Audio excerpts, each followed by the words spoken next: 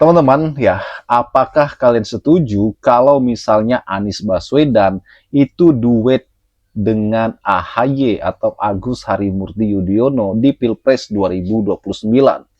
Memang kalau kita melihat 2024 yang lalu, kedua tokoh ini hampir saja, teman-teman, duet pada saat itu ya. Namun karena perubahan atau dinamika politik yang luar biasa, sehingga kedua tokoh ini ya tidak jadi berduet pada saat itu. Padahal ya pada saat itu rakyat atau pendukung Anies Baswedan itu sangat berharap Anies dan AHY ini bisa menjadi capres dan cawapres. Dan nasi sudah menjadi bubur, semua sudah berlalu. Sekarang kita akan menatap 2029 yang penuh dengan kegembiraan ya. Semoga saja ya kan kedua tokoh ini mempunyai chemistry di 2029. Yuk kita simak video berikut. Mas Ahy sebagai alumninya hadir bersama di situ. Jadi, Assalamualaikum warahmatullahi wabarakatuh. Selamat malam, salam sejahtera untuk semuanya. Mas Agus Harimurti Yudhoyono, Mbak Anissa, serta seluruh keluarga, seluruh tamu undangan yang kami hormati, yang kami muliakan. Malam hari ini menjadi malam yang luar biasa, karena kita menyaksikan dari dekat sebuah fase telah terlewati dan menuju fase baru. Izinkan saya mengajak kepada semua kita berikan aplaus tepuk tangan untuk Mas Ahy.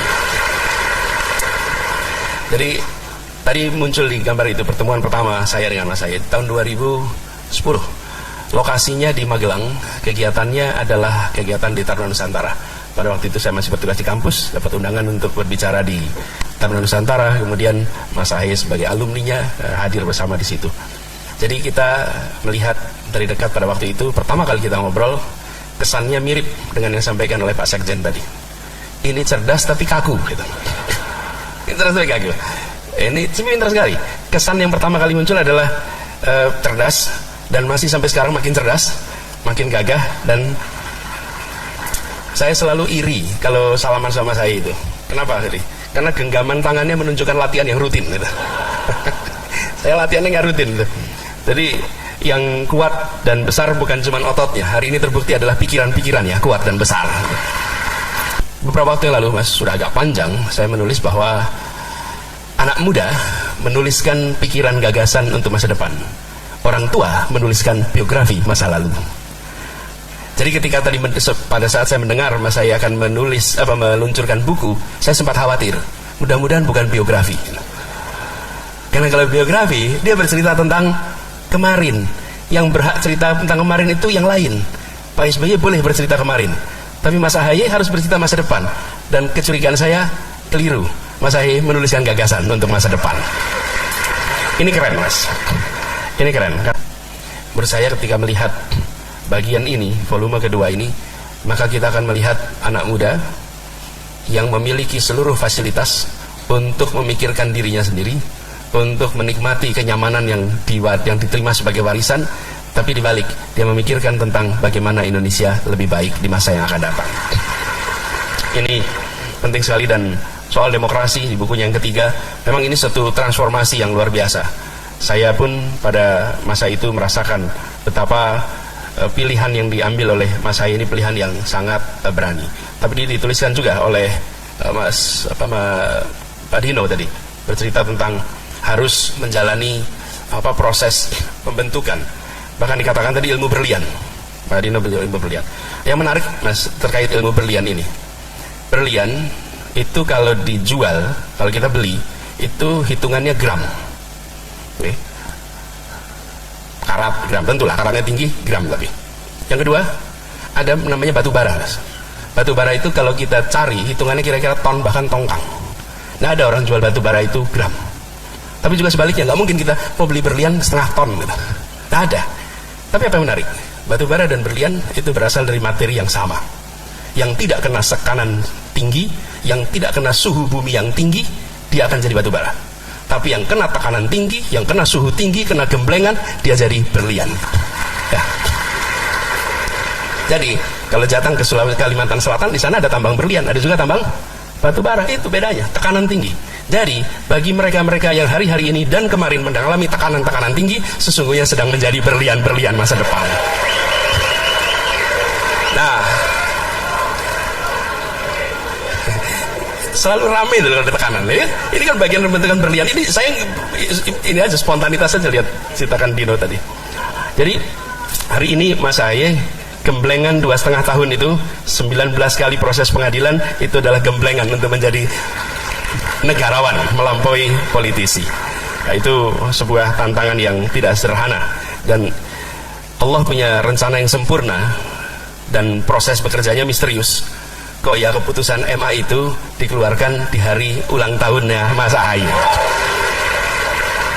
Jadi anggaplah itu sebagai hadiah ulang tahun dari sistem pengadilan kita untuk Mas Ahaye.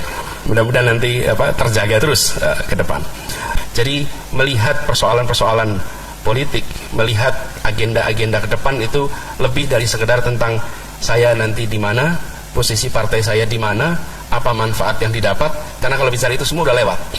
Ini adalah sebaliknya, dan di situ saya merasakan bahwa Mas Ahaye bukan saja seorang patriot, bukan saja seorang pemikir, tapi seorang pecinta tanah air yang luar biasa.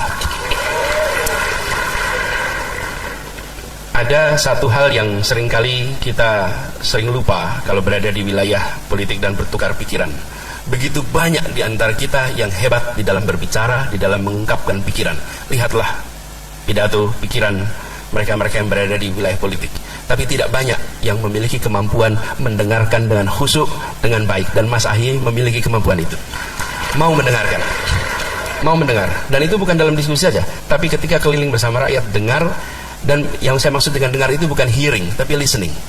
Kenapa saya bedakan ini? Karena ketika kemudian kembali kita berjumpa, Mas Ahaye sering mengutip apa yang didengar, apa yang dikatakan oleh masyarakat di dalam perjalanan-perjalanannya tadi. Yang tadi ceritakan oleh Pak Sekjen, bahwa staminanya luar biasa, itu diserap listening. Betul-betul didengar dan itu diungkapkan. Jadi saya merasa salut betul dan berharap tulisan yang sekarang kita saksikan sebagai tetralogi ini nantinya menjadi roadmap di dalam perjalanan ke depannya. Ini menjadi proyeksi. Sekaligus ini menjadi pengingat kepada semua kita yang sudah berada di wilayah publik, yang sudah menjalani begitu banyak pengalaman yang banyak itu kadang-kadang tidak kita tuliskan. Mas Ahaye memberikan contoh kepada kita semua bahwa pengalaman itu perlu dituliskan agar dia menjadi pelajaran bagi begitu banyak orang yang pada saat ini dan di masa yang akan datang. Mas Ahaye, selamat ulang tahun. Selamat atas peluncuran bukunya.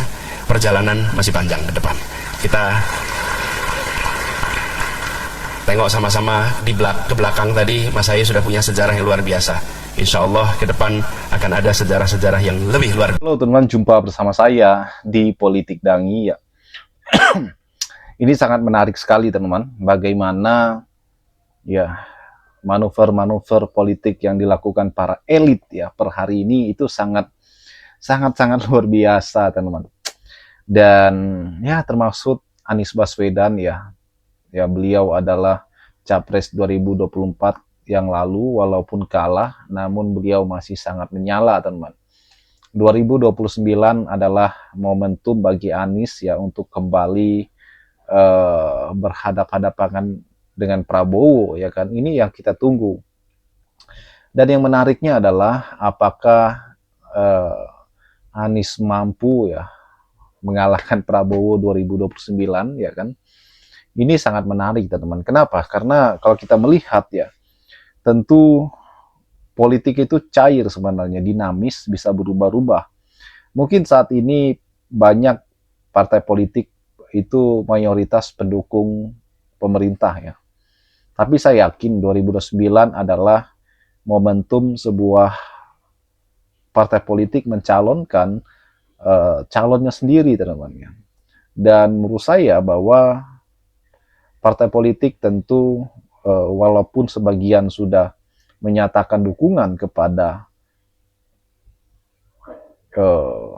Prabowo misalnya ya kan, saya yakin 2029 ya pasti partai politik tertentu itu pasti mendukung calon-calon lain teman-teman ya untuk berhadap-hadapan dengan sang petahana ya kan. Karena tentunya partai politik mempunyai agenda, mempunyai visi misinya sendiri. Dan ada banyak calon-calon atau bakal calon Capres 2024 ya. Ada Prabowo misalnya, ada Deddy Mulyadi, ada Gibran, ada Anies, ada AHY, teman-teman, ataupun Pramono Anung, ya kan? Itu adalah calon-calon atau bakal calon Capres 2029 yang kemudian ini bisa mendongkrak ya suara di Pilpres 2029. Menurut saya itu sangat luar biasa ya kan, sangat-sangat luar biasa dan sangat bisa, teman-teman. Bagaimana menurut kalian?